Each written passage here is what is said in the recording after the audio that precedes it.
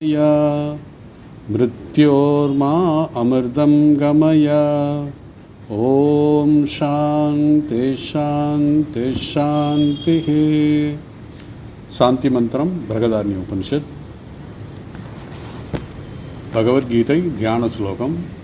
ओम प्रपन्न पारिजाताय स्तोत्रवेत्रैकपाणये ज्ञानमुद्राय कृष्णाय गीतामृतदुहे नमः. सर्वोपनिषतो गावो दोक्ता गोपालनन्दनः पार्थो वत्स सुधी भोक्ता दोक्तं गीतामृतं महत्. वसुदेवसुतं देवं कंसचाणूरमर्दनं देवकी परमानन्दं कृष्णं वन्दे जगद्गुरुं. मूकं करोति वाचालं पङ्गुं लङ्घयते गिरिं यत्कृपातमहं वन्दे பரமானந்தமாதவம். சென்ற வகுப்பில் நான் 35வது ஸ்லோகம் தொடங்கினேன், ஆனால் அது முடிக்க முடியலை. ஏன்னா பகவான் சொல்கிற அந்த அபியாசம் து கௌந்தே, அதாவது அசம்சயம் மகாபாகோ மனோ துர்நிகிரகம் சலம் அபியாசேன து கௌந்தேய வைராகியேன ச கிருஹ்யதே. ஏன்னா மனதை ஏன் அடக்க முடியவில்லை அப்படிங்கிறதுக்கு சில ரீசன் போன இதில் 4 காரணங்கள் சொன்னேன். என்னென்னா, மனம் சூக்ஷ்மமானது. எப்போவுமே சூக்ஷ்மமானதுக்கு சக்தி அதிகம். உடல் ஸ்தூலம், அதுக்கு இந்த உடலை வளைக்கலாம். நம்ம எக்ஸசைஸ் எல்லாம் பண்ணி நம்ம வளைச்சி எப்படி வேணாலும் இப்போ சர்க்கஸில் எல்லாம் எப்படியெல்லாம் உடம்பை வளைக்கிறாங்க. ஸோ இது பயிற்சியின் மூலமாக நம்ம செய்யலாம். அதே அடுத்து பிராணன் அப்படிங்கிற அந்த மூச்சு காற்றை கட்டுப்படுத்துவது கொஞ்சம் கஷ்டம். ஏன்னா அது உடலை விட சூக்ஷ்மமானது. அதை விட சூக்ஷ்மமானது இந்திரியம், அதை விட சூக்ஷ்மமானது மனம். ஸோ இந்த சூக்ஷ்மமான மனதை கட்டுப்படுத்துவது, ஏன்னா அந்த சூக்ஷ்மத்துக்கு சக்தி அதிகம். நான் உதாரணம் கூட சொன்னேன் சென்ற வகுப்பில். தண்ணீர் எடுத்துக்கிட்டிங்கன்னா ஐஸாக இருக்கும்போது அதுக்கு ஒரு சக்தி இருக்கும். அதே தண்ணி ஓடுற தண்ணி அதுக்கு ஒரு சக்தி இருக்கும்.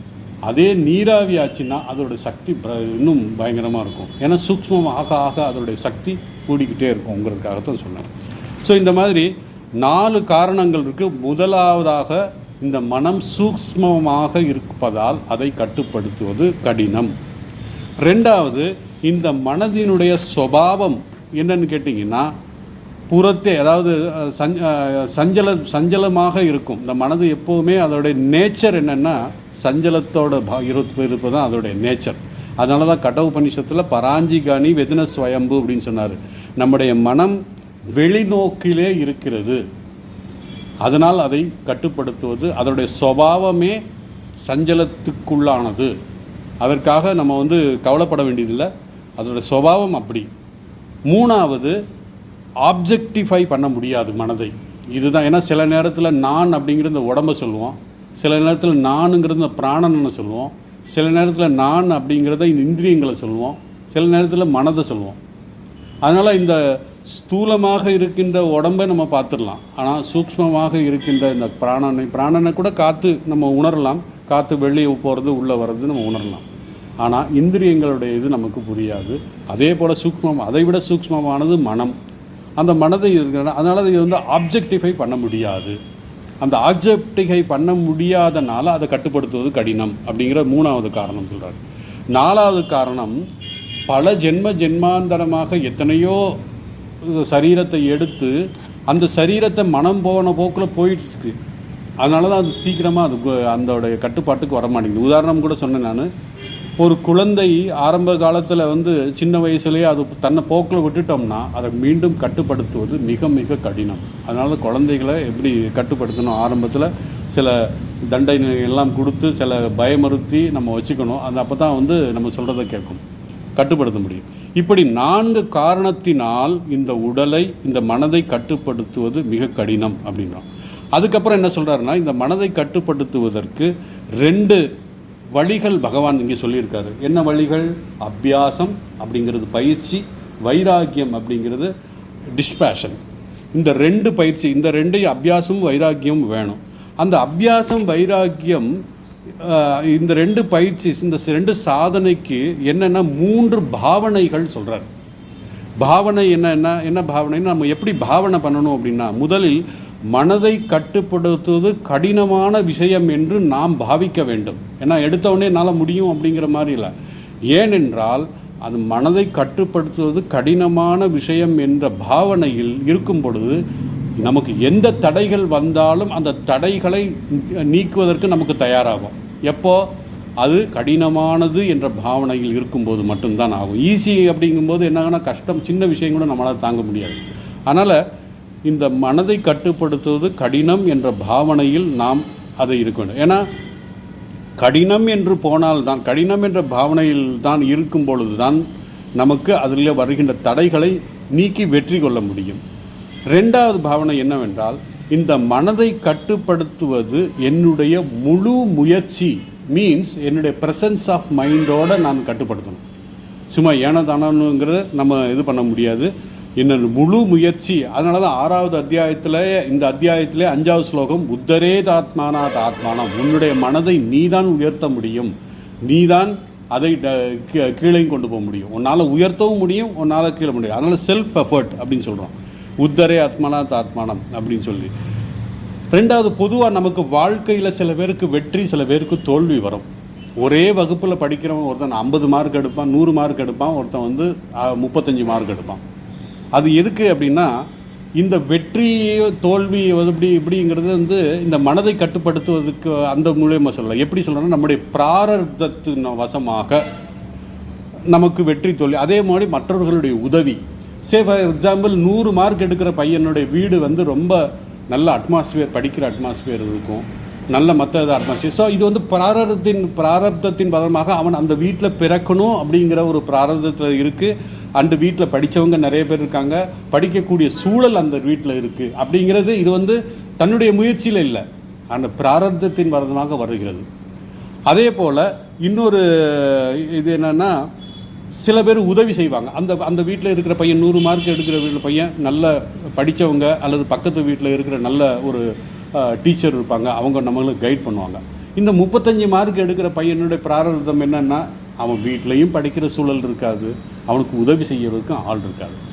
ஆனால் இந்த வெற்றி வந்து மனதினுடைய எஃபர்ட் இங்கே எதுவுமே கிடையாது, பிராரப்தத்தின் வசமாக. இன்னொரு உதாரணம் சொல்ல போனோம்னா, ஒரு பெரிய செல்வந்தன் வீட்டில் பிறக்கின்ற மகன், அவனை பிறக்கின்ற அந்த பையனுக்கு அப்பாவுடைய சொத்து தன்னைத்தானே இங்கே வந்து சேரும். அவன் அதுக்காக வந்து தனியாக உழைக்கி சம்பாதிக்க வேண்டிய அவசியம் இல்லை. அந்த அப்பா மூலமாக வந்த பணத்தை பாதுகாத்து அது எப்படி ஃபர்தர் கூட்டுறதுங்கிறத மட்டும் பார்த்தா போதும். இவன் வந்து ஹார்ட் ஒர்க் பண்ணி சம்பாதிக்க வேண்டிய அவசியம் இல்லை. அதே மாதிரி ஏழையாக பிறந்தவன் அவன் சம்பாதிக்க வேண்டும். ஸோ இதுக்கு வந்து ஆனால் மனதை கட்டுப்படுத்துவதற்கு இந்த பிராரப்தமோ அல்லது பிறருடைய உதவி தேவைப்படாது. முழுக்க நம்முடைய மனதை கட்டுப்படுத்த நாமே முயற்சி செய்ய வேண்டும். எனவே தான் மனதை கட்டுப்படுத்த யாருடைய துணையும் நமக்கு தேவையில்லை, நம்முடைய துணை மட்டும்தான் தேவை. இதைத்தான் சுய முயற்சி, செல்ஃப் எஃபர்ட் இருக்கிறோம். புராண கதை ஒன்று கூட இருக்குது.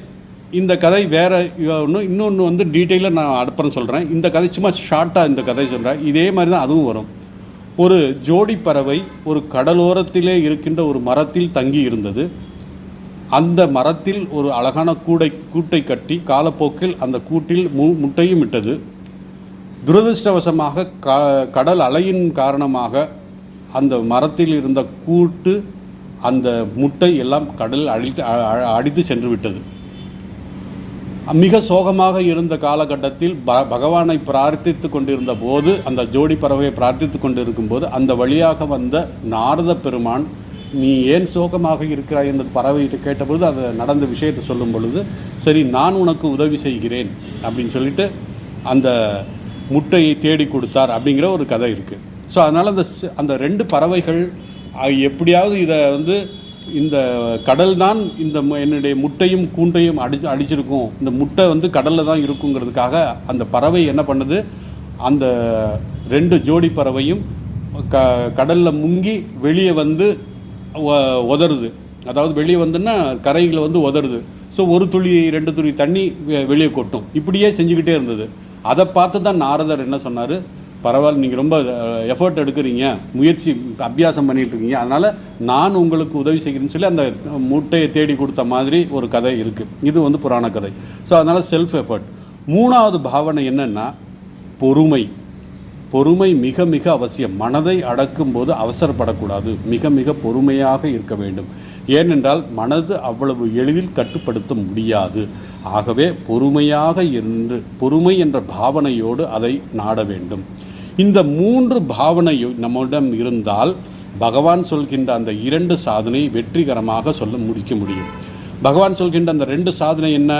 முதல் சாதனை அபியாசம், அதுக்கப்புறம் வைராக்கியம். இந்த 2 சாதனைகள் சொல்கிறார். அபியாச வைராக்கியம், இந்த 2 சாதனை. இது வந்து இந்த ஸ்லோகம் வந்து நிறைய பேர் இதை கோட் பண்ணுவாங்க, ஏன்னா ரொம்ப ஃபேமஸான ஸ்லோகம் இது. அபியாசேன து கௌந்தேயா, அபியாசத்தால் தொடர்ந்து பயிற்சி செய்வதன் மூலமாகவும் வைராக்கியத்தின் மூலமாகவும் நாம் இந்த மனதை வெல்லலாம். இந்த அபியாசம் வைராக்கியம் என்ற சாதனை முதலாவதாக, அதாவது அபியாசம் வைராக்கியம் என்ற சாதனையின் மூலமாக கிருஹ்யதேன மனதை கட்டுப்பாட்டுக்குள் கொண்டு வர முடியும். ஏனென்றால் அர்ஜுனன் கேட்ட கேள்வி, அந்த கேள்வி மனதை கட்டுப்படுத்துவது காற்றை கையில் பிடிப்பது போல. அந்த கிருஹ்யதேங்கிற வார்த்தை யூஸ் பண்ணார் அர்ஜுனன். அதே பாஷையில் பகவான் சொல்கிறாரு, கிருஹ்யதே எப்போ முடியும்? இந்த அபியாசமும் வைராக்கியத்தினால் அதை கட்டுப்படுத்த முடியும், கையில் பிடிக்க முடியும் அப்படிங்கிற மாதிரி சொல்கிறார்.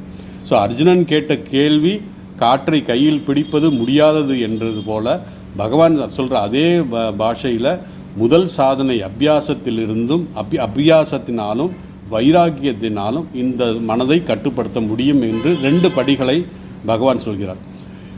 அதில் முதல் படியாக நம்ம வந்து என்ன பார்க்கோம்னா வைராக்கியத்தை பார்ப்போம். மொதல் அபியாசம் சொல்லியிருக்காரு, ஆனால் மொதல் படி வந்து 2 படியாக இருக்குது. அது முதல் படி வந்து வைராக்கியம். வைராக்கியம்னா என்னன்னு பார்ப்போம். வைராக்கியம் அப்படி என்பது நம்ம வந்து வைராக்கியம் என்ற சாதனையை நம்ம வந்து செய்யும்போது மனம் வெளி விஷயத்தில் எங்கே போகிறது என்பதை பார்க்கணும். எந்த விஷயத்தில் நம்ம மனசு அடிக்கடி போகுது? பொருள்களிடம் போகிறதா, அல்லது நமக்கு வேண்டப்பட்ட மனிதர்களிடம் போகிறதா, அல்லது எங்கே சுகதுக்கம், எந்த சுகத்தை அதிகமாக நாடுகிறது, எந்த துக்கத்தை இப்போ பக்கத்து வேண்டாம்னு சொல்லுதுங்கிறத நம்ம பார்க்கணும். ஸோ வெளி விஷயத்தில் போகாமல் இந்த அபியாசம், இந்த வைராக்கியம் ஏன் செய்கிறோம் அப்படின்னா மனதை வெளியிலிருந்து உள்ளே கொண்டு வர வேண்டும். இதுதான் மனது வெளியில் போவது தான் விக்ஷேபம் அப்படின்னு சொல்கிறோம். இந்த மனம் ஏன் வெளியே போகிறது அப்படிங்கிறது தான் இப்போ நம்ம பார்க்க போகிறோம். ஸோ இந்த வெளியே போகின்ற மனதை உள்ளே கொண்டு வருவதன் வேலை தான் வைராக்கியம் அப்படிங்கிற ஒரு விஷயம். இந்த வைராக்கியம் அப்படிங்கிற ஒரு வைராக்கியம் அடுத்தபடியாக என்னென்னா மனதை வெளியிலிருந்து உள்ளே கொண்டு வருவது வைராக்கியம். அப்புறம் கொண்டு வந்த மனதை எங்கே வைக்கிறது? அதாவது மனதை வெளியே போகுதுன்னா அனாத்மாவுக்கு போகுது. அந்த அனாத்மாவுக்கு போவதிலிருந்து மனதை வெளியே உள்ளே இழுப்பது முதல் வேலை. வைராக்கியம் அதுக்கு தேவைப்படுது. அதுக்கப்புறம் வெளியே இருந்து கொண்டு வந்த மனதை ஆத்மாவிலே நமக்குள்ளே வைப்பது அபியாசம். ஏன்னா வெளியே போயிடும், அது உள்ளே திருப்பி நம்ம வைக்கணும் அதை. ஸோ இது அபியாசம்.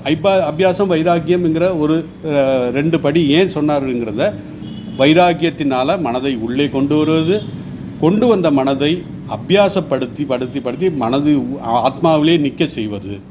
ஸோ முதலில் மனம் எதில் செல்கிறது என்பதை நாம் பார்க்க வேண்டும். எந்த விஷயத்தில் மனம் அதிகமாக போகிறது, மனதின் இயல்பை தெரிந்து கொண்டு முதலில் என்னுடைய மனம் எதை குறித்து அதிகமாக சிந்திக்கிறது, அதிகமாக விக்ஷேபம் அடைகிறது என்பதை கண்டுபிடிக்க வேண்டும். அந்த நேரத்தில் நமக்கு தெரியும் எந்த இடத்துல நம்முடைய வீக்னஸ், நம்முடைய பலவீனம் என்ன என்று அறிந்து கொள்ள வேண்டும். எந்த பொருளில் என் மனம் இழுக்கிறது, அதாவது எந்த பொருளால் என் மனம் இழுக்கப்படுகிறது, எந்த சொற்களால் என் மனம் வேதனைப்படுகிறது, எந்த சொற்களால் என் மனம் துக்கப்படுகிறது, சந்தோஷப்படுகிறது என்பதை நாம் கண்டுபிடிக்க வேண்டும்.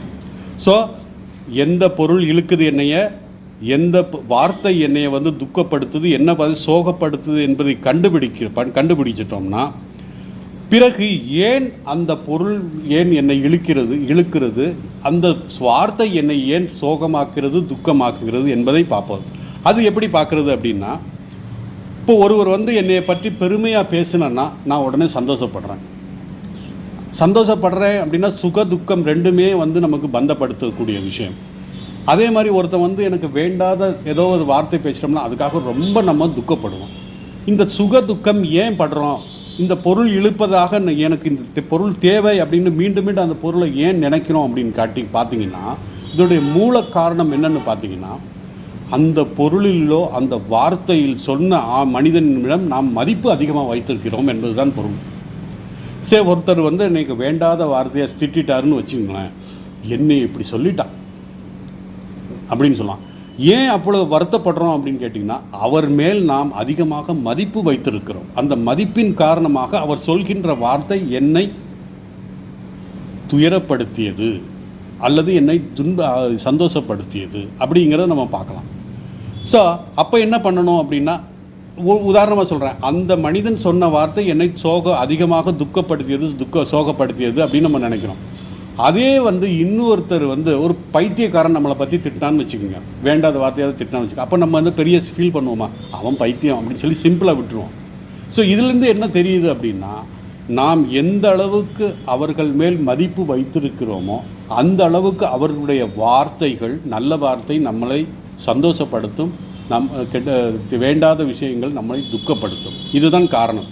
அப்போது இந்த இந்த இந்த மதிப்பை எப்படி நீக்குவது அப்படிங்கிற அடுத்த விஷயம் வருது நமக்கு. இந்த மதிப்பை நாம் அவர் மேல் வைத்திருக்கின்ற மதிப்பை எப்படி நீக்குவது அப்படின்னா, அதுக்கு தான் வைராக்கியம் வேணும். எப்படின்னா, ஏனென்றால் நம்முடைய கற்பனையில் அந்த மனிதர் மேல் நமக்கு உயர்ந்த மதிப்பு நாம் வைத்திருக்கிறோம், ஏற்றி வைத்திருக்கிறோம். அப்படி அந்த மதிப்பை நாம் நீக்கிவிட்டால் நமக்கு அந்த நபர் மீதோ அல்லது என்னை இழுக்கிறது அந்த பொருள் மீதோ நான் அதிக மதிப்பு வைத்திருப்பதால் என்னை இழுக்கிறது. என்ன மதிப்பு, அந்த பொருள் மேல் என்ன அப்படி ஒரு விஷயம் அப்படிங்கிறத நம்மளே வந்து கற்பனை பண்ணி அதுக்கு மேலே மதிப்பு ஏற்கிச்சோம். அப்போ அந்த மதிப்பை நம்ம நீக்கிவிட்டால் நமக்கு அந்த பொருள் மீது அல்லது அந்த நபர் மீது நமக்கு வைராக்கியம் வந்துவிடும். பிறகு அதை பற்றி நாம் நினைக்க மாட்டோம். அதை மீண்டும் மீண்டும் நினைப்பதால் நாம் விக்ஷேபம் அடைகிறோம். ஸோ இந்த விஷயத்தின் மூலமாக நமக்கு அந்த மதிப்பு நம்ம குறைச்சிட்டோம்னா, நீக்கிவிட்டோம் என்றால் நம்ம அந்த பொருளை பற்றி மறந்து விடுவோம், அல்லது அந்த நபர் சொன்ன வார்த்தை மேல் நமக்கு அதிக முக்கியத்துவம் நம்ம கொடுக்க மாட்டோம். பிறகு எப்படி இந்த வைராக்கியம் வர வேண்டும் என்று சொல்கிறார். நம்முடைய சாஸ்திரம் தெளிவாக சொல்கிறது, இந்த வைராக்கியம், இந்த மதிப்பை நீக்கணும்னு சொல்கிறீங்க, எப்படி அதை நீக்குவது அப்படின்னு சொல்கிறோம். நம்முடைய சாஸ்திரமும் நம்முடைய குருவுடைய வார்த்தை நமக்கு தெளிவாக சொல்கிறது. என்ன சொல்கிறது? ஏன்னா, பொதுவாக ஒரு பொருளை பார்க்கும்போது அது நம்மளை இழுக்குது அப்படின்னு கேட்கனா, ஏன் இழுக்குதுன்னா, மோகத்தின் காரணமாக நாம் அந்த நேரத்தில் அந்த இடத்துல அதோடைய ப்ளஸ் பாயிண்ட் தான் பார்ப்போம், தவிர மைனஸ் பாயிண்ட்டு பார்க்க மாட்டோம். ஒன்றும் இல்லை, நான் ஒரு இடத்துல ஒருத்தன் பொண்ணு பார்க்க போனான், அந்த பொண்ணு அழகாக இருந்தது, படிச்சிருந்தது. அந்த மோகத்தின் காரணமாக அவன் இழுக்கப்பட்டான். அதில் உள்ள அந்த அந்த அந்த பொண்ணு மேலே இருந்த குறைகளை அவன் மறந்து விட்டான். அதுக்கப்புறம் கல்யாணம் ஆச்சுன்னா என்ன ஆகும் அவனுக்கு தெரியும், அதெல்லாம் நம்ம சொல்லலை. இல்லை, ஒரு உதாரணத்துக்கு சொல்கிறேன். ஸோ இப்படித்தான் ஒரு பொருள் மீதும் நமக்கு அதிகமாக மதிப்பு கொடுத்து நம்ம எடுத்துக்கணும். சாஸ்திரம் என்ன சொல்லுது அப்படின்னு கேட்டிங்கன்னா, மோகத்தின் காரணமாக இப்படி ஆகுது. அதனால் நீ விவேக வைராக்கியத்தினால் இந்த பொருள் அழியக்கூடியது, இந்த பொருள் சாஸ்வதமாக இல்லை, இந்த பொருள் என்னை பந்தப்படுத்தும் அப்படின்னு நம்ம நினச்சிட்டோம்னா நமக்கு அதில் உள்ள மதிப்பு குறைந்துவிடும், நம்ம அந்த பொருள் மேல் வைராக்கியம் வந்துவிடும். ஸோ ஆகவே வைராக்கியத்தின் விவேகத்தின் மூலம் இந்த பொருளில் உள்ள சுக துக்கத்தை நம்ம கம்பேர் பண்ணி பார்த்தோம்னா, இந்த பொருளிலிருந்து வருகின்ற சுகத்தை விட எனக்கு துக்கம்தான் அதிகமாக வருகிறது என்பதை நாம் புரிந்து கொள்ளலாம். அதுக்கப்புறம் தோஷ தர்சனம் என்ற ஒரு விஷயம் சொல்கிறாரு. ஒரு பொருளில் உள்ள குறைகளை மீண்டும் மீண்டும் நினைத்தல். இந்த பொருள் என்னைய அட்ராக்ட் பண்ணுது, மோகத்தின் காரணமாக அட்ராக்ட் பண்ணுது. அதில் உள்ள ப்ளஸ் பாயிண்ட் மட்டும்தான் பார்க்க முடியுது. அப்போ மோகத்தை, அந்த அறியாமையை நீக்குவதற்கு விவேக வைராக்கியத்தோடு இந்த பொருளில் உள்ள ப்ளஸ் பாயிண்ட்டு பார்த்துட்டோம், உள்ள மைனஸ் பாயிண்ட்டை பார்ப்போம் அப்படின்னு பார்த்து அதை மீண்டும் மீண்டும் மீண்டும் நினச்சிக்கிட்டு இருக்கும்போது ஆக அந்த பொருளில் இருக்கின்ற நெகட்டிவ், அதாவது குறைகள் தான் அதிகமாக இருக்கும், நிறைகள் இருக்காது. காரணம் உலக விஷயத்தில் எல்லாமே இப்படி தான், அனாத்மா பூராமே இப்படி தான் இருக்கும். ஸோ அதை மீண்டும் மீண்டும் நினைக்கும்போது என்னன்னா, இந்த உலக பொருள்கள் நிலையற்றது, அதை நம்மை பந்தப்படுத்தும், நம்மை அடிமைப்படுத்தும். இப்படி இந்த விவேக வைராக்கியத்தின் மூலம் அதனுடைய குறைகளை பார்ப்பதன் மூலமாக நமக்கு வைராக்கியம் வரும். அதைத்தான் பகவான் வைராக்கியத்தோடு நாம் இருந்தால் அந்த பொருளை பற்றியோ அந்த நபரை பற்றியோ நாம் நினைப்பதை, அதை பற்றி திங்க் பண்ணுறதை விட்டுரும். நம்முடைய மனம் அந்த பொருளில் செல்லாது, அதாவது அந்த அந்த பக்கம் போகவே போகாது. ஏன்னா வைராக்கியம் வந்துருச்சு, தெரிஞ்சிருச்சு நமக்கு. அப்போது நம்முடைய மனம் படிப்படியாக விக்ஷேபம் குறையும். விக்ஷேபம் குறைந்ததால் மன அமைதி அடையும். அதன் பிறகு அடுத்த சாதனை என்னென்னா அபியாசம். இப்போ வைராக்கியத்தை பற்றி பார்த்துட்டோம். இனி அபியாசம் என்ன அப்படின்னா, அபியாசத்தில் என்ன சொல்கிறாருன்னா, அபியாசத்தின் மூலமாக, அதாவது மனம் வைராக்கியம் அடைய, வைராக்கியத்தை பற்றி பார்த்துட்டோம். இனி அபியாசம் என்னன்னா, அந்த மனதில் ஒரு இடத்தில், அதாவது ஒரு விஷயத்தில் நிறுத்தி, அதனால தான் இதில் பதஞ்சலி யோக சூத்திரத்தில் என்ன சொல்லுவாங்க அப்படின்னு கேட்டிங்கன்னா, யம நியம ஆசனா பிராணாயாமா பிரத்யாகாரா தாரணா. இந்த தாரணை தான் சொல்கிறாரு. தாரணம் அப்படிங்கிற விஷயத்தை தான் மனது ஒரு விஷயத்தை வைத்து கொண்டு அதிலேயே நிற்க வேண்டும். தாரணை, அதிலேயே நிற்க வேண்டும். அதுதான் அபியாசம். அதை பொருள் மீண்டும் மீண்டும் அதில் நிற்கிறது. இப்படி தான் நம்ம எல்லா விஷயத்துலையும் சரி, ஒரு சைக்கிள் ஓட்டுறதுனாலும் சரி, அல்லது ஒரு ஸ்விம்மிங் கற்றுக்கணும் சரி, எது மியூசிக் இன்ஸ்ட்ருமெண்ட் எதை கற்றுக்கணுனாலும் அதை மீண்டும் மீண்டும் மீண்டும் மீண்டும் பயிற்சி செஞ்சுக்கிட்டே இருக்கணும். இந்த இடத்துல வைராக்கியம் இது படாது. ஏன்னா வைராக்கியத்தை கடந்து வந்தாச்சு. இந்த இருக்கிறதே மீண்டும் மீண்டும் மீண்டும் இல்லை. ஒருத்தர் ஒரு துறையில் மிக சிறந்து விளங்குகிறார் என்றால் அதற்கு என்ன காரணம்னா, பல காலம் அவர் பயிற்சி செஞ்சுருக்காருன்னு அர்த்தம். அந்த பயிற்சியின் மூலமாகத்தான் அவருக்கு அந்த துறையில் சிறந்த ஒரு கலைஞர் ஆகியிருக்கார்.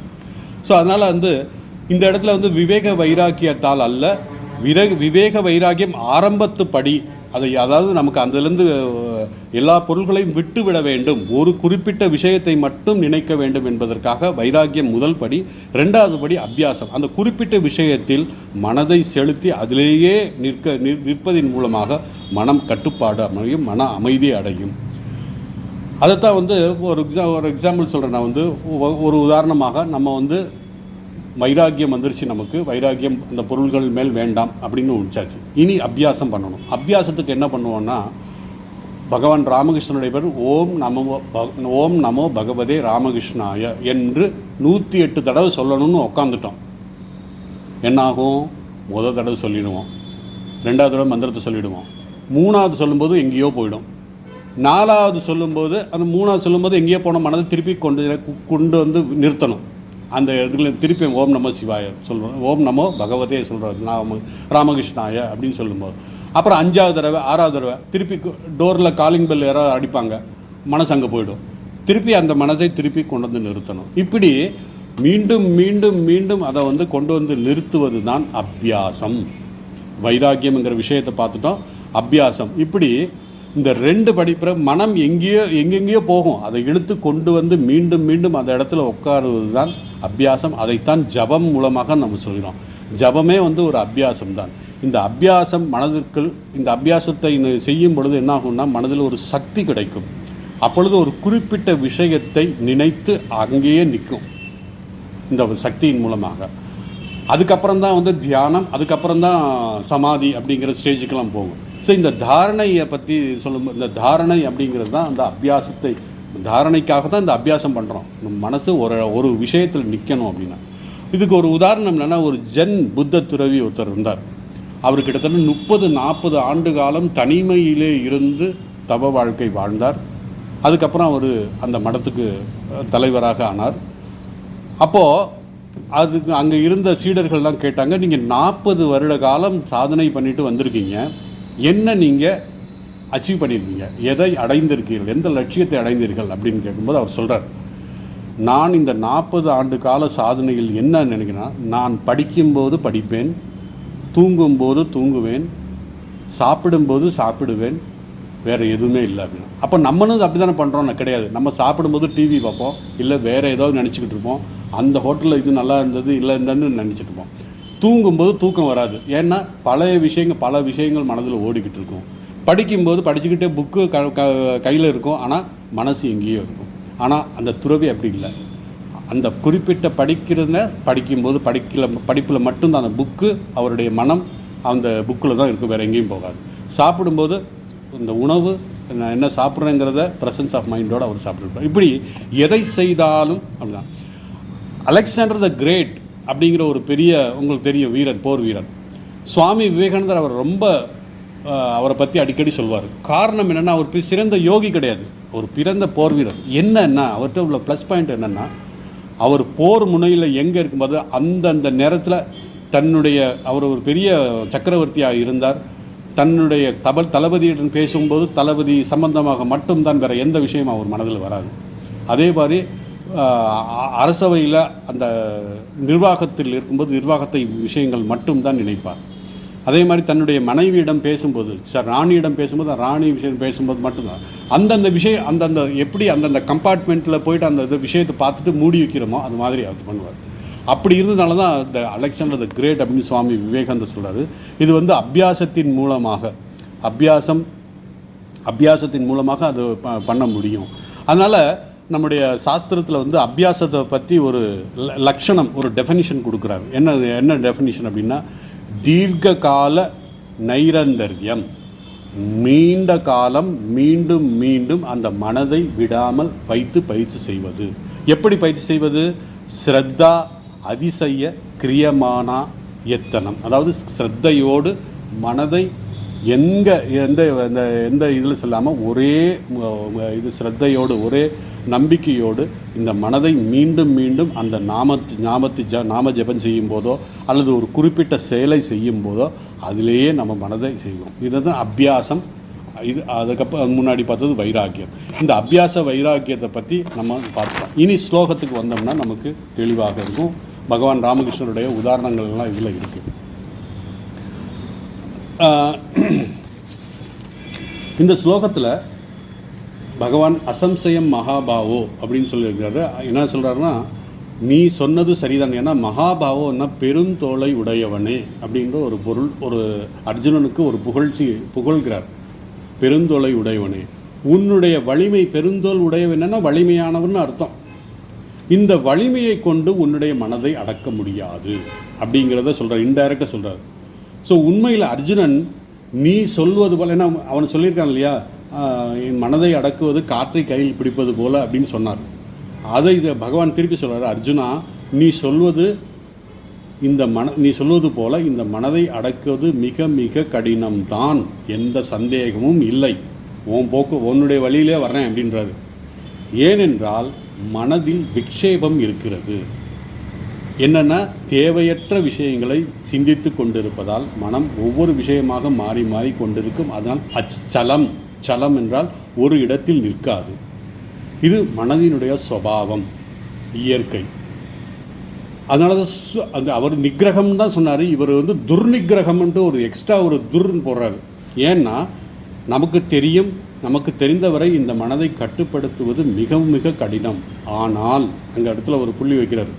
என்னென்னா, முடியாது என்பது இல்லை, மனதை கட்டுப்படுத்த முடியும் என்பதால் தான் பகவான் விளக்குகிறார்.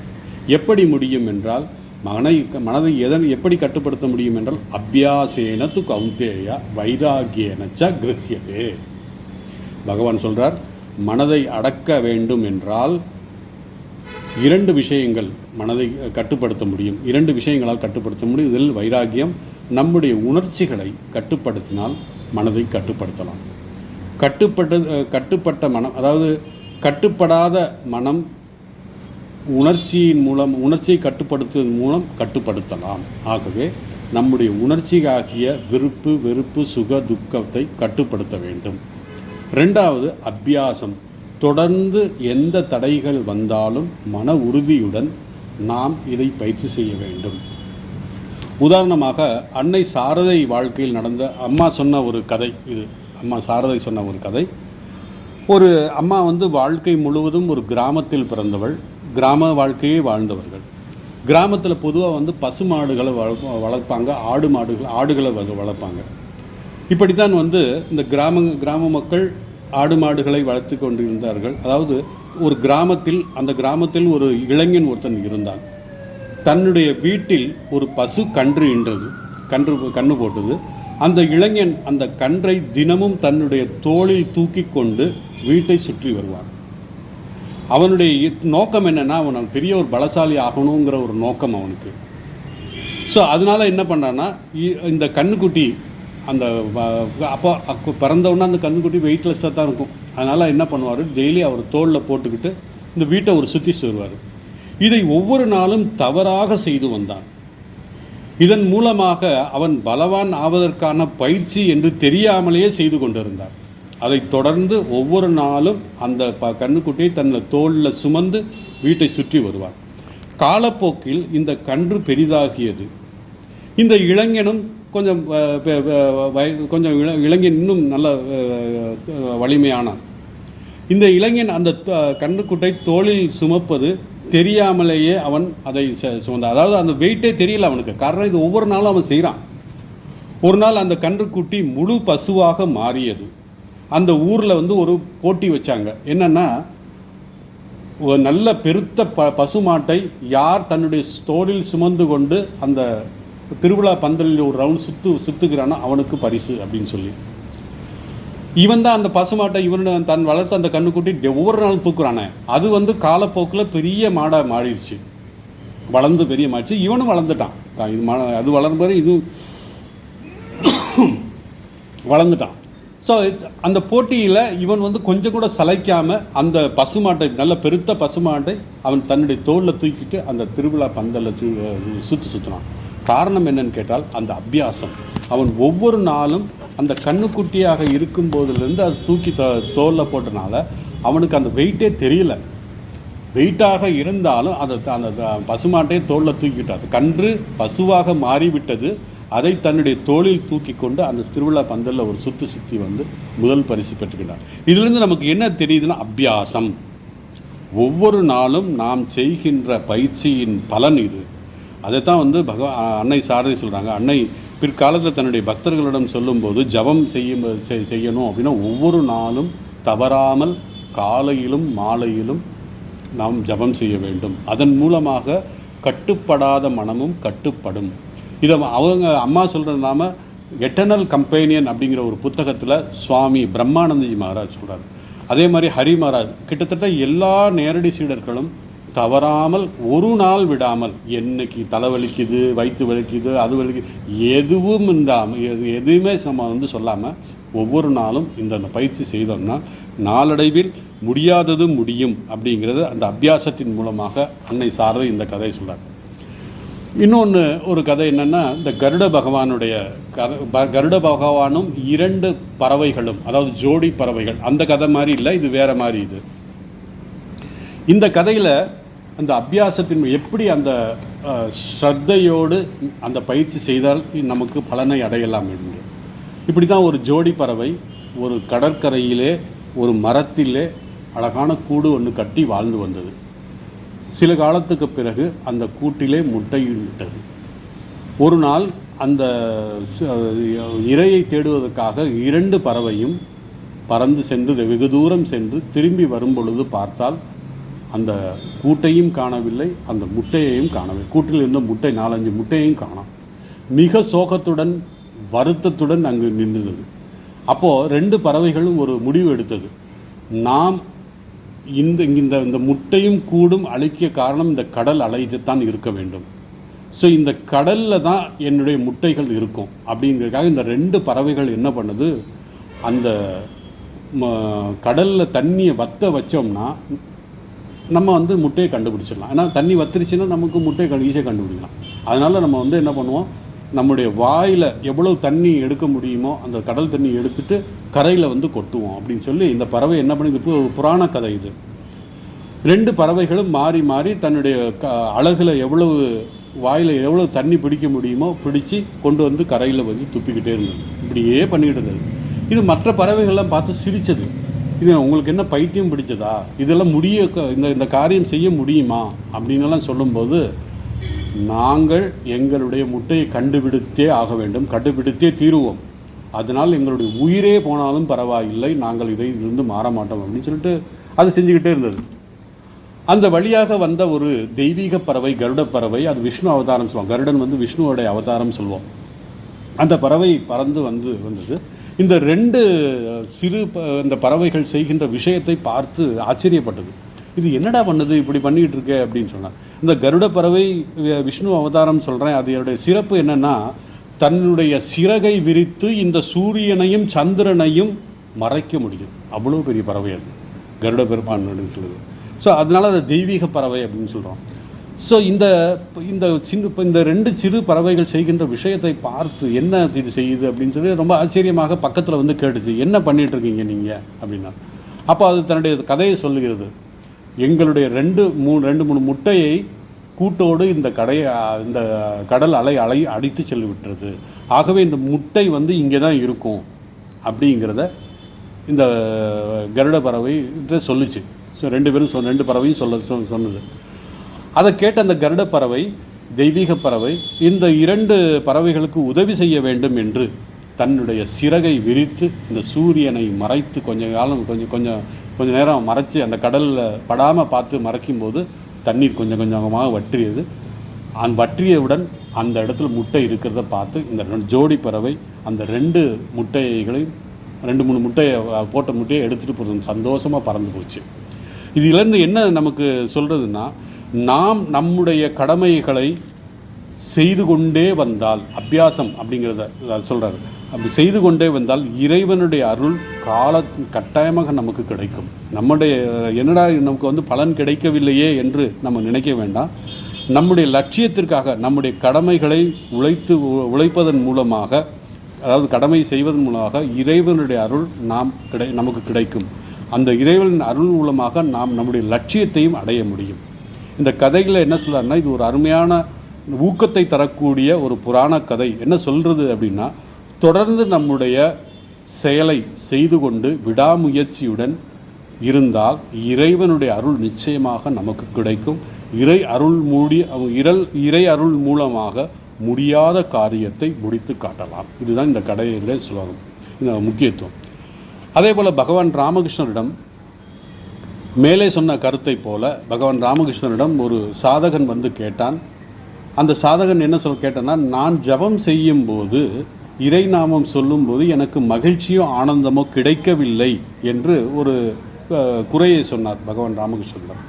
பொதுவாக நம்ம எல்லோருமே என்ன நினைக்கிறோம்னா, ஆனந்தம் மகிழ்ச்சி அப்படிங்கிறத உலக விஷயத்தில் கிடைக்கின்ற சுகம் மகிழ்ச்சியை போலத்தான். ஏன்னா நம்ம உலக விஷயத்தில் கிடைக்கின்ற சுகம் மகிழ்ச்சியில் அடிமையாகி இருக்கிறோம்.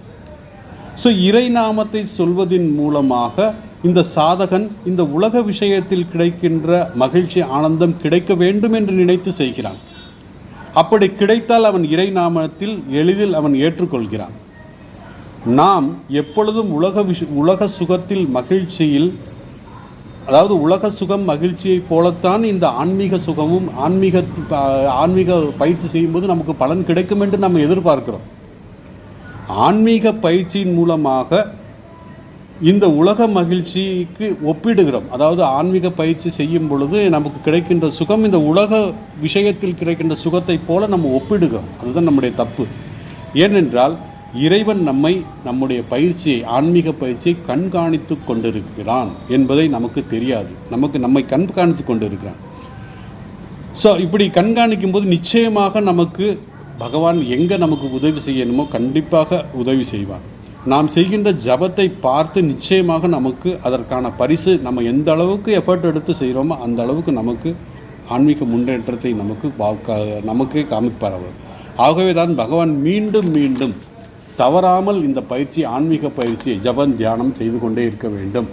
அபியாசம் என்று சொல்கிறார். ஆனால் இந்த பயிற்சியை ஒரு பழக்கமாகவோ அல்லது மெக்கானிக்கலாகவோ செய்யக்கூடாது. உள்ளுணர்வோடு நாம் செய்ய வேண்டும் அப்படிங்கிறத முக்கியமாக சொல்கிறார். ரெண்டாவது, சில பேர் சில விரும்பிய பொருள்கள், விரும்பத்தக்க பொருள்கள்னு ரெண்டு இருக்கும். விரும்பிய பொருள்கள்னால் எல்லாமே எதை பார்த்தாலும் நம்ம விரும்பி இதை வச்சுக்கலாம், அதை வச்சுக்கலாம்னு. ஆனால் விரும்பத்தக்கதுன்னா தகுதி வாய்ந்தது. அந்த விரும்பத்தக்க விஷயம் மட்டும்தான் நமக்கு தேவைப்படும். எல்லாமே விரும்பலாம், ஆனால் விரும்பத்தக்கது நமக்கு என்ன சூட் ஆகும் அதைத்தான் நம்ம இது பண்ணலாம். ஏன்னா என் வயிற்றுக்கு என்ன சூட் ஆகும் அதை தான் நான் சாப்பிட முடியும். ஏன்னா விரும்புகிறேங்கிறதுக்காக சாப்பிட்டேன்னா என்ன ஆகும்? அப்புறம் டாக்டர்கிட்ட தான் போக வேண்டியிருக்கும். அதனால் விரும்பத்தக்க விஷயத்தை மட்டும்தான் நம்ம பார்க்கணும். விரும்பிய விஷயமெல்லாம் நம்ம பார்க்கக்கூடாது. இந்த விரும்பத்தக்க விஷயங்களை அடைவது மிகவும் கடினம். கொஞ்ச காலம் நம்ம அதிக காலம் நம்ம அதுக்காக செலவிட வேண்டும். பெரிய காலம். அப்பொழுது நமக்கு இந்த விரும்பக்கூடிய விஷயத்தை விட்டுவிட வேண்டும். விரும்பத்தக்க விஷயத்தை வேணும் என்றால் விரும்பக்கூடிய விஷயங்களை எல்லாம் விட்டுவிட வேண்டும். ஸோ விவேக வைராக்கியத்தின் மூலமாக, குருவின் உபதேசத்தின் மூலமாக இந்த பயிற்சி செய்வது, இதைத்தான் வைராக்கியம் அப்படின்னு சொல்கிறோம். ஸோ இந்த அபியாசமும் வைராக்கியமும் தொடர்ந்து பயிற்சி செய்யும்போது லட்சியமாகிய அந்த மனதை நாம் அடக்க முடியும், கட்டுப்படுத்த முடியும். பகவான் ராமகிருஷ்ணர் தன்னுடைய உபதேசத்தில் அமுதமொழிகளை சொல்கிறார். மீண்டும் மீண்டும் தன்னுடைய பக்தர்களுக்கு அவர் சொல்வது என்ன என்றால், அபியாசம், தொடர்ந்து பயிற்சி செய்து கொண்டே இருக்க வேண்டும். அதை ஒரு நாள் விட்டுவிடக்கூடாது. ஏனென்றால் இறைவன் அருள் நமக்கு நிச்சயமாக கிடைக்கும். நாம் செய்கின்ற அந்த ஆன்மீக சாதனையின் மூலமாக இறை அருள் நமக்கு கிடைக்கும். ஏனென்றால் இறைவன் நம்மை கண்காணித்து கொண்டிருக்கிறார். என்னுடைய குழந்தை அபியாசம் செய்து கொண்டிருக்கிறது, பயிற்சி செய்து கொண்டு இருக்கிறது, தொடர்ந்து முயற்சியில் ஈடுபட்டு கொண்டிருக்கிறது, அவனுக்கு நான் உதவி செய்ய வேண்டும் என்று பகவான் நம்மை நோக்கி கண்டிப்பாக வருவார். அவர் பிறகு அவர் தன்னுடைய மடியில் வைத்து கொண்டு நமக்கு வழியை காமிப்பார், ஆன்மீக வழியை காமிப்பார். மேலும் பகவான் ராமகிருஷ்ணர் தன்னுடைய பக்தர்கள் சொல்றார், இறைவனை நோக்கி நீ ஒரு படி எடுத்து வைத்தால் இறைவன் உன்னை நோக்கி 100 படி எடுத்து வைப்பார். இது உண்மை அப்படிங்கிறத பகவான் ராமகிருஷ்ணன் சொல்கிறார். ஏனென்றால் இந்த அபியாசத்தின் மூலமாக மனதை அடக்க முடியும். பல பக்தர்கள் இந்த அபியாசத்தின் மூலமாக மனதை அடக்கி இருக்கிறார்கள். பல பக்தர்கள் இந்த அபியாசத்தின் மூலமாக மனதை அடக்கி கொண்டிருக்கிறார்கள். இன்னும் சிலர் முயற்சி செய்து கொண்டு இருக்கிறார்கள். ஆகவே இந்த அபியாசமும் வைராக்கியம் 2 சிறகுகளைப் போல நிச்சயமாக இந்த மனதை கட்டுப்படுத்த முடியும் என்பதால் தான் பகவான் அபியாசேனத்து கௌந்தேயா வைராக்கியன ச துஷ்கிருகா அப்படின்னு சொல்கிறார். பகவான் ராமகிருஷ்ணர் தன்னுடைய ஆரம்ப காலத்து சாதனையில் காளி கோவில், அதாவது தட்சிணேஸ்வரத்தில் இருந்து கொண்டு அவர் ஜபம் தியானம் எல்லாம் பண்ணுவார். அப்போது அந்த நாட் மந்திர்னு சொல்லுவாங்க. காளி கோயில் அங்கே தட்சிணேஸ்வரம் போனவங்க பார்க்கலாம். காளி கோயில் தனியாக இருக்கும். அங்கேருந்து கொஞ்சம் தூரத்தில் அதுக்கு நேராக நாட் மந்திர், அங்கே தான் எல்லாம் இப்போ பூஜை ஹோமம் எல்லாம் அங்கே தான் நடக்கும். விசேஷ காலங்களில் சொற்பொழிவு கூட அங்கே தான் நடக்கும். அந்த நாட் மந்திர்னு சொல்லுவாங்க அதுக்கு பெங்காலில். அந்த நாட் மந்திரில் ஒரு பைரவ சிலை ஒன்று இருக்கும். அந்த பைரவ சிலை ஆடாமல் அசையாமல், சிலைனாலே அப்படியே அசையும் இருக்கும். அந்த பைரவ சிலையை பார்த்து பகவான் ராமகிருஷ்ணர், ஓ மனமே, என்னுடைய மனம் இந்த பைரவரை போல ஆடாமல் அசையாமல் இருக்க வேண்டும் என்று, பைரவ மூர்த்தியைப் போல ஆடாமல் அசையாமல் தியானம் செய்ய வேண்டும் என்று அவர் சொல்வார். தியானம் செய்யும்போது நம்முடைய மனம் 2ஆக பிரிக்க வேண்டும்.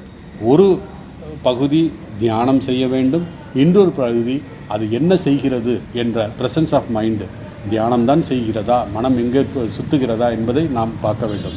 ஆக மனதை 2ஆக பிரித்து கொண்டு, ஒன்று அந்த பயிற்சியை செய்ய வேண்டும், நாமத்தை சொல்ல வேண்டும், இன்னும் ஒன்று அதை கண்காணிக்க வேண்டும். அதைத்தான் பகவான் ராமகிருஷ்ணர் சொன்னார். என்னைப் போல ஒரு சந்நியாசி என்னிடமிருந்து வெளியே வந்து கையில் சூலம் ஏந்தியிருந்தார். அவர் சொன்னார், நீ பவதாரணியின் பாதத்திற்கு அமலத்தில் உன்னுடைய மனதை வைத்து தியானம் செய்யவில்லை என்றால் நான் இந்த திரிசூலத்தை வைத்து உன்னுடைய நெத்தியை கிழித்து விடுவேன் அப்படின்னு சொன்னார். அதனால் அவருடைய மனதை நிலவு. ரெண்டாவது, இன்னொரு புத்த துறவி ஜென் புத்திசம், அதை பற்றி self awareness, presence of mind. அதாவது இந்த சொல்லுக்கு, அதாவது அந்த என்ன சொல்கிறாருன்னா, ஜபம் நம்ம செய்யும்போது அந்த வார்த்தையோடைய முழு அர்த்தத்தோட ப்ரெசன்ஸ் ஆஃப் மைண்டோடு நம்ம அதை செய்யணும். நாம் ஜபம் செய்யும்போது உண்மையிலே இறைவனை பற்றி நினைக்கிறோமா, அல்லது ஜபம் மாலை எடுத்துக்கொண்டு ஒரு எந்திரத்தை போல சுற்றி கொண்டு இருக்கிறோமா என்று நமக்கு நாமே சோதித்து கொள்ள வேண்டும். நம்முடைய மனம் ரெண்டாக பிரித்து, ஒரு மனம் சாட்சியாகவும் இரண்டாவது மனம் அந்த சாதனை ஆன்மீக சாதனைக்காக பயன்படுத்த வேண்டும். மேலும் இந்த ரெண்டு பகுதியையும் ஒருங்கிணைக்க வேண்டும். ஏன்னா பொதுவாக நம்முடைய புறத்தில், அதாவது மனம் ரெண்டாக இருக்கும். புறத்து மனம், அகத்து மனம். அகத்தில் இருக்கிறது, புறத்தில் இருக்கிறது. மனம் ரெண்டாக பிரித்தோம்னா புறத்தில் இருக்கிற மனம் டே டு டே டிரான்சாக்ஷன் ஆக்டிவிட்டீஸ்லாம் நடக்கும். ஆனால் அகத்தில் இருக்கின்ற மனம், அதனுடைய ஆளுமை எப்படி இருக்கும் அப்படின்னா, ஆன்மீக சாதனை செய்ய விரும்பும் வந்தது. அதன் மூலமாக சில ஆன்மீக புரிதலும் நமக்கு வரும். ஆக இந்த அகத்தில் இருக்கின்ற ஆளுமை இறைவனை நினைப்பது, உண்மையை பின்பற்றுவது என்ற ஆளுமையோடு இருக்கும். ஆனால் புறத்தில் இருக்கின்ற மனமோ அப்படி இருக்காது. சில நேரத்தில் மனம் வெளியே போகும். அதனால் இந்த ரெண்டையும் ஒருங்கிணைக்க வேண்டும். அகப்புறம் மனதை ரெண்டும், அகத்தில் இருக்கின்ற மனத்தில் என்ன பாவனை இருக்கிறதோ அதையே தான் வெளியே காமிக்க வேண்டும். அதாவது ஏன்னா நமக்கு மேக்ஸிமம் என்னன்னா ஸ்பிளிட் பர்சனாலிட்டி. ஏன்னா சுவாமி யதீஸ்வரன் சொன்னார், நமக்கு ஸ்பிளிட் பர்சனாலிட்டி இருக்குது. ஏன்னு கேட்டிங்கன்னா, நம்ம ஆசிரமத்துக்கு வரும்போது இது ஏற்கனவே நான் சொல்லியிருக்கேன். ஆசிரமத்தில் வரும்போது, கோயிலுக்கு வரும்போது ரொம்ப பவ்யமாக கோயிலுக்கு போவோம், பிரணாம் பண்ணுவோம். அப்புறம் தீர்த்தம் எடுத்து இது பண்ணுவோம். இதெல்லாம் பண்ணிட்டு போவோம். அங்கே சாதுக்கள் இருந்தால் ஏதாவது கொஞ்சம் உபதேசங்கள்லாம் கேட்டுட்டு போவோம். அதே நான் கேட்டை விட்டு தாண்டிட்டேன்னா என்னுடைய பர்சனாலிட்டி மாறும். அதே என்னன்னா வீட்டுக்கு போயிட்டேன்னா இன்னொரு பர்சனாலிட்டி மாறும். காரில் ஏறும்போது டிரைவரோட ஒரு பர்சனாலிட்டி. இப்படி ஸ்பிளிட் பர்சனாலிட்டி இப்படி இருக்கக்கூடாதுங்கிறார். அகத்தினுடைய மனம், அதாவது கோவிலுக்கு போகும்போது பவ்யமாக மிக அமைதியாக இருக்கின்ற அந்த மனதை புறத்திலே அந்த டிரைவரோட பேசும்போதோ அல்லது வீட்டுக்கு போகும்போதோ, வீட்டு குழந்தைங்கள்ட்ட பார்க்கும்போதோ, அதெல்லாம் ரெண்டையுமே ஒருங்கிணைக்கும் போது தான் நம்முடைய ஆன்மீக முன்னேற்றம் நமக்கு வரும். இல்லைன்னா ஆன்மீக முன்னேற்றம் வராது அப்படின்னு சொல்கிறாங்க. இப்போது நாம் அர்ஜுனன் கேட்ட கேள்வியை பார்ப்போம். அர்ஜுனன் ஏற்கனவே சொல்கிற 34வது ஸ்லோகத்தில் மனதை கட்டுப்படுத்துவது கஷ்டம் என்று சொல்கிறார். பகவானிடம் சொல்கிறார், இந்த மனதை கட்டுப்படுத்துவது முடியாத காரியம் என்று அதற்கு ஒரு உதாரணம் அர்ஜுனன் சொல்கிறார். காற்றை கையில் எப்படி பிடிக்க முடியாது. அதுபோல் இந்த மனதை கட்டுப்படுத்த முடியாது, கையில் பிடிக்க முடியாது அப்படின்னு சொல்கிறார். ஆனால் பகவான் அதற்கேற்ற மாதிரி, அர்ஜுனா நீ சொல்வது போன மனதை அடக்குவது கடினம், ஆனால் அதை அடக்க முடியும். அதற்கு நமக்கு வேண்டியது அபியாசம், வைராக்கியம் என்று கூறி மனதை அடக்க நாம் தொடர்ந்து மனம் தளராமல் பயிற்சி செய்ய வேண்டும். அதைத்தான் பகவான் ராமகிருஷ்ணர் அன்னை சாரதையிடம் பிரார்த்தித்தார். என்ன? அம்மா, நான் ஒன்றும் தெரியாத முட்டாள், உன்னை தவிர எனக்கு உதவி செய்ய வேறு யாரும் இல்லை. அம்மா, என்னை கையை பிடித்து கொண்டு என்னை நடத்துங்கள். ஏனென்றால் நம்முடைய முயற்சி ஓரளவு பலன் தராது. ஏன்னா நம்முடைய சொந்த முயற்சி செய்து கொண்டே இருக்க வேண்டும். ஆனால் அந்த முயற்சி எந்த அளவுக்கு பலன் தரும் என்றால் அம்மாவுடைய துணை இல்லாமல் நமக்கு எதுவும் செய்ய முடியாது. அதனால் நாம் சரணடைய வேண்டும். அன்னையின் அன்னையின் கருணைக்காக, அன்னையின் உதவிக்காக நாம் அன்னையிடம் சரணடைய வேண்டும். அதனால தான் பகவான் 2 வகையான சரணாகதி சொன்னார். ஒன்று குரங்கு குட்டி, இன்னொன்று பூனைக்குட்டி. குரங்கு குட்டி தன்னுடைய கையால் அம்மாவை பிடிச்சிருக்கும். ஆனால் பூனைக்குட்டி எதுவுமே பிடிச்சிருக்காது. அது மியாவுன்னு மட்டும் கத்தும். அது அம்மாவுக்கு தெரியும் இவனை கொண்டு எங்கே வைக்கணும் அப்படிங்கிறத. ஆனால் குரங்கு குட்டி என்ன ஆகுனா, அந்த எங்கேயோ பராக்க பார்த்துக்கிட்டுன்னா அதை விட்டுட்டுச்சுன்னா விழுந்துடும் கீழே. பூனை அப்படி கிடையாது, அம்மாவோட டோட்டலாக சரண்டர் ஆகிருக்கும். அதனால் பூனைக்குட்டியோடைய சரணாகதி உயர்ந்தது அப்படின்னு சொல்கிறார்.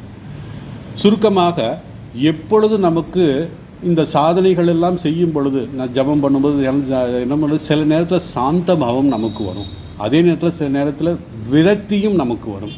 இந்த இரண்டும் மகாமாயின் கருணையால் தான் வருகிறது என்பதை நாம் புரிந்து கொள்ள வேண்டும். என்னடா ரெண்டுமே சொல்கிறீங்களே அப்படின்னு சொல்லலாம். சாந்த பாவமும் வரும், சில நேரத்தில் விரக்தியும் வரும். ஏன்னா மனதினுடைய நேச்சர் அது.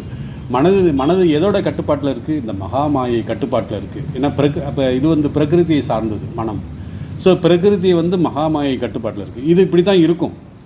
ஸோ அதுக்காக மகாமாயின் கருணை என்பதை புரிந்து கொண்டு இதைத்தான் மிக அழகாக சண்டியில், அதாவது தேவி மகாத்மியத்திலே, யா தேவி சர்வபூதேஷு பிராந்தி ரூபேன சம்ஸ்திதா நமஸ்தஸ்யை நமஸ்தஸ்யை நமஸ்தஸ்யை நமோ நமக அப்படின்னு சொல்லி சொன்னார்.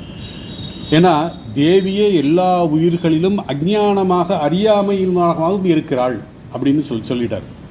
அதே போல் 7வது அத்தியாயத்தில் 14வது ஸ்லோகம், தைவி ஏஷாம் குணமயி மமமாயா துரத்தியா மாமேவ ஏ பிரபத்தியந்தே மாயாமேதி தரந்தி தே அப்படின்னு சொல்லுவார். இந்த மாயை எதிர்க்கவோ வெல்லவோ முடியாது. ஏனென்றால் இது இறைவனுடைய மாயை, இறை சக்தி உள்ள மாயை. அதனால்தான் நான் இந்த மாயையிலே தான் பிறந்தேன், நான் இந்த மாயையிலே தான் வளர்கிறேன், இந்த மாயையிலே தான் அழிகிறேன். இந்த மாயை தான் என்னுள் அஞ்ஞானமாகவும் அறியாமையுமாகவும் இருக்கிறது. இந்த அறியாமை, அதனால தான் இந்த உலகம், அந்த அறியாமை மாயைன்னா என்னன்னா, இந்த உலகம் உண்மை, இந்த உடல் உண்மை, இந்த மனம் உண்மை அப்படிங்கிற அறியாமை. ஏனென்றால் ஆன்மாவை பற்றி தெரியாதனால இது உண்மைன்னு நினைக்கிறோம்.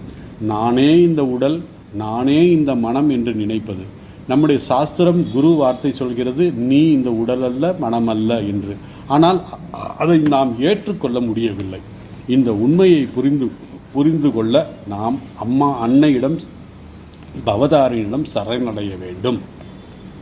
அதுக்கு தான் யா தேவி சர்வபூதேஷு புத்தி ரூபேன சம்ஸ்திதா நமஸ்தஸ்யை நமஸ்தஸ்யை நமஸ்தஸ்யை நமோ நமக யா தேவி சர்வபூதேஷு மந்திர ரூபேன சம்ஸ்திதா நமஸ்தஸ்யை நமஸ்தஸ்யை நமஸ்தஸ்யை நமோ நமக யா தேவி சர்வபூதேஷு தயாரூபேன சம்ஸ்திதா நமஸ்தஸ்யை நமஸ்தஸ்யை நமஸ்தஸ்யை நமோ நமக.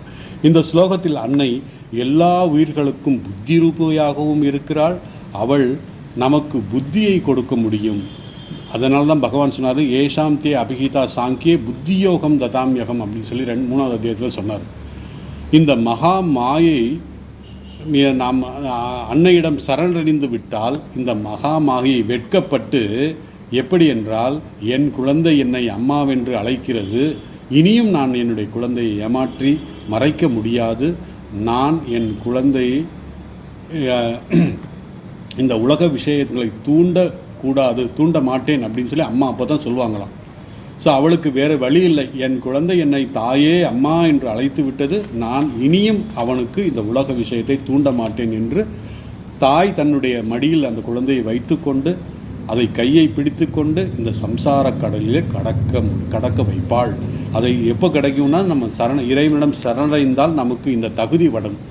அதனால தான் அம்மா எதிர்பார்க்குறாங்க, எப்படா நீ என்னை கூப்பிடுவ, காத்துக்கிட்டு இருக்கா, எப்படா நீ கூப்பிடுவ அப்படின்னு சொல்லி. ஆனால் எப்போ கூப்பிட்டோமோ அப்போ கூப்பிட குரல் அம்மா வருவான். நீ கூப்பிடும்போது எப்படி கூப்பிடணும், சரணடைந்து, தாயே உன்னை விட்டால் வேறு வழி இல்லை எனக்கு, நீயே என்னை வழிகாட்டு அப்படின்னு சொல்லி இருக்கும்போது, ஸோ அந்த வைராக்கியமும் அபியாசம் செய்யும் பொழுது தான் நமக்கு இந்த சரணாகதி, அன்னையிடம் சரணாகதியை அடைவோம் அப்படி சொன்னார். சுருக்கமாக பகவான் மிக தெளிவாக சொல்கிறார், அர்ஜுனன் கேள்விக்கான பதில், மனதை கட்டுப்படுத்த முடியும் வைராக்கியத்தினாலும், அத்துடன் தொடர்ந்து பயிற்சி அபியாசத்தினாலும் கட்டுப்படுத்த முடியும். பகவான் ராமகிருஷ்ணர் தன்னுடைய உபதேசத்தில் இந்த அறியாமை அஞ்ஞானத்தை அன்னையின் அருள் கருணை இல்லாமல் நீக்க முடியாது. ஆகவே நீ அன்னையிடம் சரணடைய வேண்டும். அன்னையிடம் சரணடைந்தால் அன்னையின் அருள் கிடைக்கும். அந்த அன்னையின் அருள் மூலமாக நீ பயிற்சி செய்து, அத்துடன் அன்னையிடம் சரணடைந்து நீ உன்னுடைய லட்சியத்தை அடைவாய். அவளுடைய அருளால் நம்முடைய தடைகள் நீங்கி நாம் அவளிடம் அருகில் சென்று அவள் நம்மளை பாதுகாப்பாக இந்த சம்சாரத்தை கடக்க வைத்து மோட்சத்தை கொடுப்பார். இது பகவான் சொல்கின்ற விளக்கம். பகவான் சொல்கிறார், அபியாசம், இந்த வைராக்கியம், இந்த 2 வழியை தவிர வேறு எந்த வழியும் இல்லை என்று பகவான் சொல்கிறார். இனி 36வது ஸ்லோகம், 36வது ஸ்லோகம் 37வது ஸ்லோகம்லாம் ரொம்ப ஷார்ட்டாக முடிச்சிடலாம். ஏன்னா பெரிய இது இல்லை, விஷயங்கள் இல்லை.